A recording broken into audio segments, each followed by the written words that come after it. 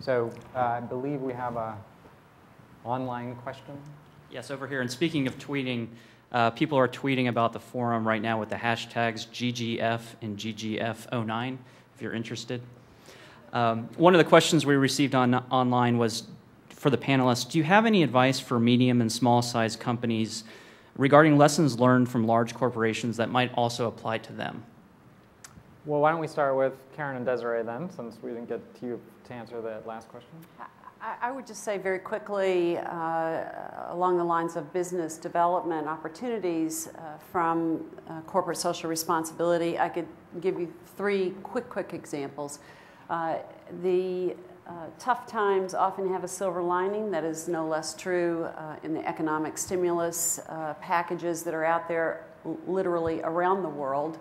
Another piece of Motorola, separate from the cellular side, is our broadband mobility solutions side. And on the broadband side, we worked through USAID in Peru and put in a very low-cost network system that enabled the most remote rural farmers to actually connect to the marketplace. And they were able to do that through this social responsibility and product of Motorola's. That will be our showcase in these economic stimulus packages, which are rich with the infrastructure and broadband connecting the unconnected around the world.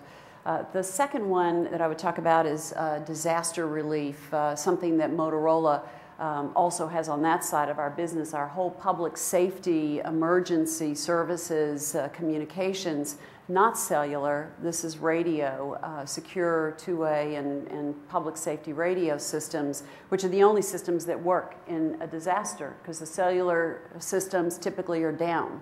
So on that side, no matter what the disaster is, whether it's within the U.S., going back as far as Katrina, or a tsunami, as we know so well from yesteryear, and earthquake disasters around the world as recently as Italy and China before that. Motorola is there with those communication, with that communication equipment, and we're there immediately with it, and we are providing it for relief workers. That is another business opportunity for us because our systems work, and we're the #1 in our market share. The third one that I would mention is you're always trying as a company to make sure that you are part of that trusted partnership with your customers. And it's not just about the bottom line in the business deal. You need a trusted partnership with your customers, and you want your customers to feel good about you as a company, not just the product you're providing, no matter what size company you are. And for us, we are now taking that another step farther, and we are reaching out to our customers who are carriers in many respects, and we're reaching out to carriers and other customers and getting our foundations together, our corporate responsibility projects, and teaming with our customers so that we have a bond together at a different level than just simply the product and the contract. So I would say those are three examples of business opportunities that really don't matter what size your company is. Thanks. Desiree, rather than have you add to that, we've got a whole bunch of questions, so why don't we maybe have you contribute to the next answer. And if I could ask the questioners to ask as short a question as you can and the respondents to respond as short as you can so we can get through as many as possible. Yes, sir. Okay, no pressure. One of the traditional points of criticism against foreign aid and to some degree corporate social responsibility initiatives is kind of like the paternalistic nature, very top, bottom. When you're putting together these programs, what are the types of things that you're looking at to make sure that you're getting local feedback, that you're getting relevancy? And, and then based on this, how is this feedback going all the way up in terms of your corporations and possibly changing our business model? Because, this is the time for it, and I do believe some of these voices, some of these creative elements have something to contribute in terms of the re-engineering of business here in the States. Thank you. Desiree, do you want to? I can address that one, which is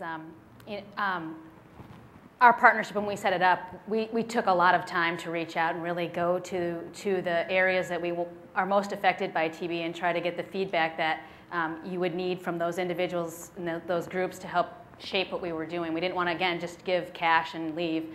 We wanted it to be sustainable. So we were listening and trying to hear from them and from our partners what it is that would have been most effective. But most tangibly, I think, where this isn't paternalistic was our focus on helping to transfer the technology to these companies in these developing markets to help them do their own thing. We like to borrow the phrase, teach a man to fish and they can feed themselves for life. And that was a tagline for us for a long time. We didn't want to be directing what they were doing or steering them in particular directions, but we wanted them to have the capability to do this for themselves going forward so that it was sustainable for them and great for their country and all of that. So I think that was very, very much in the forefront of how we approached this and wanted to go about it. And that definitely has gone up. I mean, we are now, like I was saying, considering a new corporate social responsibility goal for our company. And that's because the leadership has taken the inputs. We're a global company. We like to hear what's happening and what's needed globally. And we're trying to address that with this new initiative. So it's definitely it's becoming very much part of our culture. On the end there, please. Yes, ma'am. As a management professor, and I teach both nonprofit and for-profit management, I'd like to ask you to reconsider your formulation, put the accountant in the back room. Please don't. And here's why, and it's a business proposition actually. When you take an accountant and you put her or you put him in a new industry, you first take them on the floor, because otherwise they're going to screw up, because the business is different. And there are things they're going to say, oh, that's easy, that's automatic. Well, it's the same thing with the nonprofit. You take an accountant from any business or even from another nonprofit, and you say to them, okay, put them back in the books, and they're going to say, we could save money this way. And what they're doing is destroying the mission. And that's why all the business to nonprofit and government to nonprofit, that's where all the bad reputation comes from. I always say I'm not a business professor, although I am.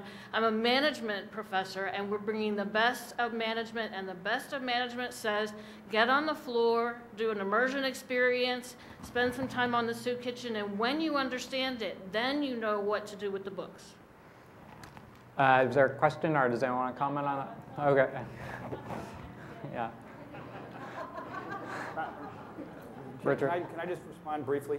I'm sorry, Professor, but frankly, business has lost the license to operate unilaterally. And it's not going to work if you say we're just going to plow straight ahead. The best way for business to go forward here is with civil society and with government and solve big problems. I call it private sector diplomacy. You can call it what you wish. But unilateral and siloed behavior is not going to work. Business has really stubbed its toe here in the last year. And it's more than Bernie Madoff. It's centerpiece companies in the global economy, whether it's AIG, GM, RBS. I could keep going for an hour. And so you really need to change a little bit the way you're thinking, too. Sorry.